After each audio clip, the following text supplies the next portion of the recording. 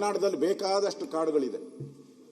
ಹಳ್ಳಿ ಜನ ಕಾಡುಗಳಲ್ಲಿ ಒಂದು ಅರ್ಧ ಕಿಲೋಮೀಟ್ರು 1 ಕಿಲೋಮೀಟ್ರು ರೇಂಜ್ಗೆ ಹೋಗ್ತಾರೆ. ಸೌದೆ ತರಕೋ ಏನ್ಗೋ ಹೋಗೇ ಹೋಗ್ತಾರೆ. ನೀವು ಬೇಡ ಅಂದ್ರೆ ಹೋಗೇ ಹೋಗ್ತಾರೆ ಅವರು.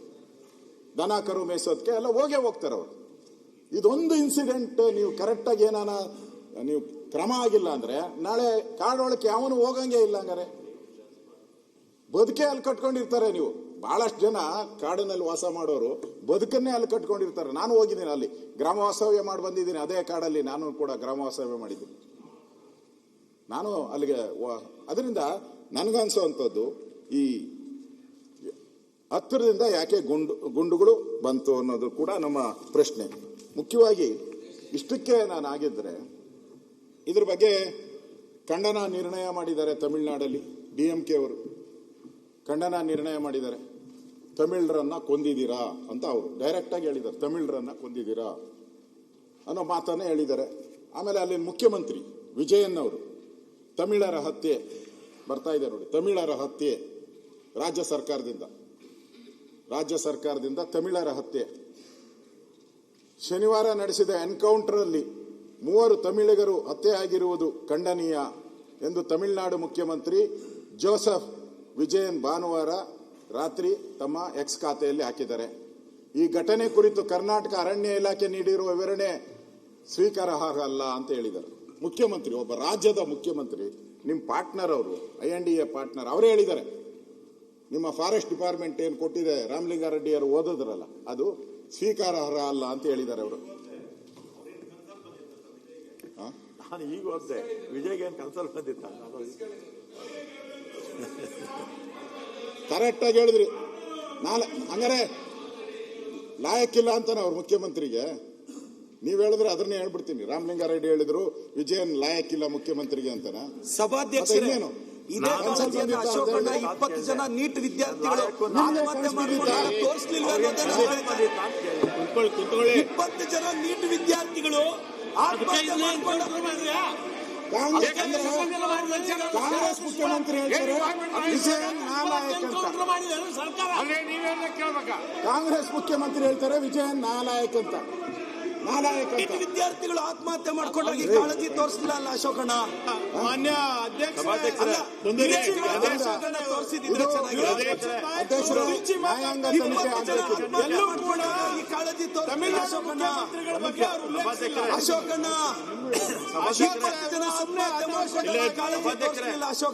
ಮಾತಾಡ್ತಾ ಇದ್ದಾರೆ. ದಯವಿಟ್ಟು ಹಾಕೊಂಡಿರೋದು ಅವ್ರಿಗೇನು ಕನಸಲ್ ಬಂದಿತ್ತ ಅಂತ ಕೇಳಿದೆ ಅಷ್ಟೇ. ನಾನು ಲಾಯಕ್ ನಾಲಾಯಕ್ ಬಗ್ಗೆ ನಾನು ಮಾತಾಡಿ ಕನಸಲ್ ಬಂದಿತ್ತ ಅಂತ ಕೇಳಿದೆ. ಮಾನ್ಯ ಅಧ್ಯಕ್ಷೆ ನಿನಗೆ ಪ್ರಾಮಾಣಿಕವಾಗಿ ಅವ್ರಿಗೆ ನ್ಯಾಯ ಒದಗಿಸಬೇಕು ಅಂತ ಇದ್ದ, ರಾಜಕೀಯ ಮಾಡಬೇಕು ಅಂತ ಇದ್ದ. ನಿನ್ ಭಾಷಣದ ಮುಖಾಂತರ ನೀವು ಕೊಲೆ ಮಾಡಬೇಕಂತ ನ್ಯಾಯ ಒದಗಿಸಿ ಸರಿಯಾಗಿ ಪ್ರಶ್ನೆ ಕೇಳಿ. ಅವ್ರ ಕುಟುಂಬಕ್ಕೆ ನ್ಯಾಯ ಕೊಡಿಸಿ ಬದುಕಿಸಿ, ಆಯ್ತು ಅವ್ರಿಗೆ ಬದುಕಿಸಿ ನ್ಯಾಯ ಕೊಡ್ತೀವಿ ಅವರಿಗೆ. ಆಯ್ತು ಮಾನ್ಯ ಅಧ್ಯಕ್ಷೆ,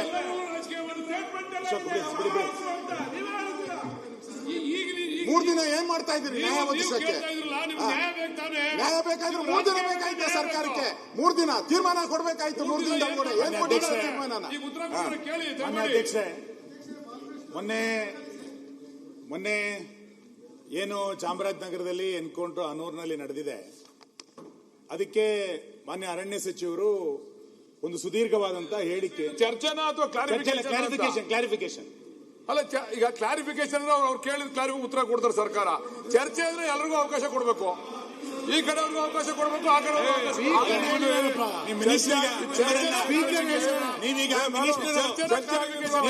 ನಿಮ್ಮ ಇಲಾಖೆಗೆ ಸಂಬಂಧಪಟ್ಟ ಬೇರೆ ಬೇರೆ ಮಾತಾಡಿ ನಾನು ಬೇರೆ ಬೇರೆ ಹೇಳ್ತೇನೆ. ನಾನು ಆಮೇಲೆ ತೊಂದರೆ ಇಲ್ಲ, ಒಂದ್ ನಿಮಿಷ ತೊಂದರೆ ಇಲ್ಲ. ನೀವು ತಪ್ಪು ಮಾಡಿದ್ರೆ ಎಲ್ಲರೂ ಶಿಕ್ಷಾರ್ಹರು. ನೀವು ಸಚಿವರು, ನೀವು ಅಷ್ಟೇ. ನೀವು ಮಾಡಿ ನಮ್ಮ ಇಲಾಖೆ ಮೇಲೆ ಮಾತಾಡಿ, ಎಲ್ಲ ಇಲಾಖೆ ಮಾತಾಡಿ.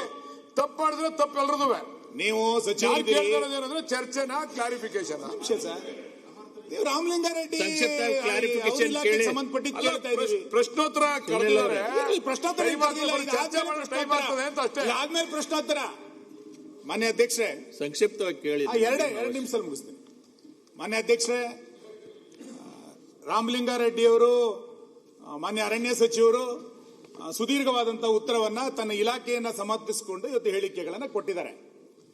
ನಾನು ಆ ಘಟನೆಯಲ್ಲಿರುವಂತ ಅಂಶಗಳನ್ನ ಮಾನ್ಯ ವಿರೋಧ ಪಕ್ಷದ ನಾಯಕರು ಉಲ್ಲೇಖ ಮಾಡಿದ್ದಾರೆ. ನಾನು ಅದ್ರ ಬಗ್ಗೆ ಹೋಗಲ್ಲ. ಇವ್ರದೇ ಸಚಿವರು, ಸ್ವತಃ ಅರಣ್ಯ ಇಲಾಖೆ ಸಚಿವರು ಸದನದಲ್ಲಿ ಬಂದು ಬೇಟೆಗಾರರು ಅನ್ನುವಂಥ, ರೈತರು ಅಂತ ಹೇಳಲಿಕ್ಕಿಂತ ಬದಲಾಗಿ ಬೇಟೆಗಾರರು ಅನ್ನುವಂಥ ಶಬ್ದವನ್ನು ಅವ್ರು ಬಳಸಿದ್ದಾರೆ.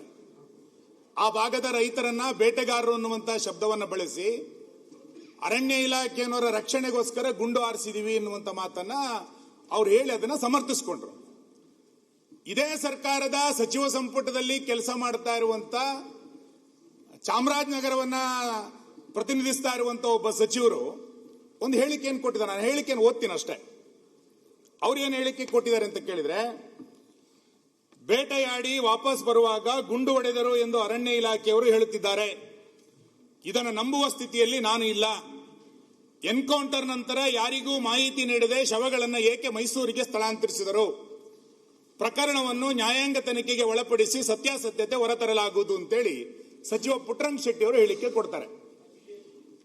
ಇವ್ರು ಹೇಳ್ತಾರೆ ಅರಣ್ಯ ಇಲಾಖೆಯವರ ರಕ್ಷಣೆಗೆ ಬೇಟೆಗಾರರ ಮೇಲೆ ನಾನು ಗುಂಡಾರಿಸಿದೆ ಅಂತ. ಆ ಜಿಲ್ಲೆಯ ಸಚಿವರು ಹೇಳ್ತಾರೆ ಅರಣ್ಯ ಇಲಾಖೆಯವರ ಹೇಳಿಕೆಯನ್ನು ನಾನು ನಂಬಲಿಕ್ಕೆ ಸಾಧ್ಯ ಇಲ್ಲ ಅಂತ. ಅಲ್ಲಿಯ ಸಂಸದರು ಹೇಳಿಕೆ ಕೊಡ್ತಾರೆ. ಒಂದು ನಿಮಿಷ, ಅಲ್ಲಿಯ ಸಂಸದರು ಹೇಳಿಕೆ ಕೊಡ್ತಾರೆ, ಅರಣ್ಯ ಅಧಿಕಾರಿಗಳು ನೀಡಿದ ಮಾಹಿತಿಯನ್ನಷ್ಟೇ ನಂಬಲು ಸಾಧ್ಯವಿಲ್ಲ. ಚಿಕಿತ್ಸೆ ಪಡೆಯುತ್ತಿರುವ ಗಾಯಾಳುನಿಂದ ಇನ್ನೊಂದು ಆಯಾಮದ ಬಗ್ಗೆಯೂ ತಿಳಿಯುತ್ತೇನೆ. ಎನ್ಕೌಂಟರ್ ಆದ ಮೇಲೆ ಮೈಸೂರಿಗೆ ಏಕೆ ಶವಗಳನ್ನು ತಂದರು ಅಂತೇಳಿ ಅಲ್ಲಿಯ ಸಂಸದ ಸುನಿಲ್ ಬೋಸ್ ಅವರು ಹೇಳಿಕೆಯನ್ನು ಕೊಡ್ತಾರೆ. ಇವ್ರದೇ ಸಚಿವರ ಹೇಳಿಕೆಗಳು ಒಬ್ರೊಬ್ರಿಗೆ ಒಂದೊಂದು ಸಾಮ್ಯತೆ ಕಂಡು ಬರ್ತಾ ಇಲ್ಲ. ಅವರೊಂದು ಹೇಳಿಕೆ ಕೊಡ್ತಾರೆ, ಇವರೊಂದು ಹೇಳಿಕೆ ಕೊಡ್ತಾ ಇದ್ದಾರೆ. ಹಾಗಾಗಿ ಸಾರ್ವಜನಿಕವಾಗಿ ನಮಗೆ ಅನುಮಾನ ಇರೋದು, ನಿಮ್ಮ ರಾಜಕೀಯದ ಮೇಲಾಟಕ್ಕೋಸ್ಕರ ಇದನ್ನ ಬೇರೆ ಕಡೆಗೆ ಸೆಳಿಬೇಕು ಅಂತೇಳಿ ಸರ್ಕಾರ ರೈತರ ಮೇಲೆ ಗುಂಡನ್ನು ಹಾರಿಸ್ತಾ ಇದೆ, ಎನ್ಕೌಂಟರ್ ಮಾಡ್ತಾ ಇದ್ದೀರಿ. ನಿಮ್ಮ ಸಚಿವ ಸಂಪುಟದಲ್ಲೇ ಒಬ್ರು ಹೇಳಿಕೆಗೆ ತಾಳೆ ಇಲ್ಲ. ಇಲ್ಲಿ ಅಲ್ಲಿಯ ಜಿಲ್ಲಾ ಉಸ್ತುವಾರಿ ಸಚಿವರೊಂದು ಹೇಳ್ತಾರೆ, ಅರಣ್ಯ ಇಲಾಖೆಯ ಸಚಿವರು ಹೇಳ್ತಾರೆ. ಯಾವ್ದನ್ನ ನಂಬೇಕು ನಾವು? ಹಂಗಾರೆ MP ಅವರೊಂದೇನು ಹೇಳ್ತಾರೆ, ಯಾವ್ದನ್ನ ನಂಬೇಕು? ಈ ಹಿನ್ನೆಲೆಯಲ್ಲಿ ಮಾನ್ಯ ಅಧ್ಯಕ್ಷರೇ, ನಾನು ಬಹಳ ಬಲವಾಗಿ ಒತ್ತಾಯ ಮಾಡ್ತೇನೆ, ಇದರ ಹಿಂದೆ ಏನೋ ಒಂದು ದೊಡ್ಡವಾದಂತ ಒಂದು ಪಿತೂರಿ ಇದೆ.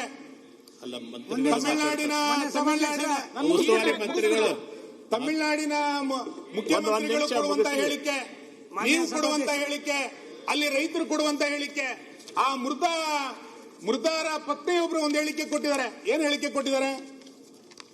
ಆ ಮೃತಪಟ್ಟಂತ ಹೇಳಿಕೆ, ಅವರ ಹೆಂಡತಿ ಹೇಳಿಕೆ ಕೊಟ್ಟಿರುವಂತದ್ದು, ನನ್ನ ಪತಿ ಜೋಳ ಕಾಯಲು ಜಮೀನಿಗೆ ಹೋಗಿ ಅಲ್ಲೇ ಮಲಗಿದ್ದರು, ಜಮೀನಲ್ಲಿದ್ದವರನ್ನು ಕರೆದೊಯ್ದು ಗುಂಡಿಟ್ಟು ಸಾಯಿಸಿದ್ದಾರೆ ಅಂತೇಳಿ ಮೃತಪಟ್ಟಂತ ಪತ್ನಿ ಹೇಳಿಕೆಯನ್ನು ಕೊಡ್ತಾರೆ.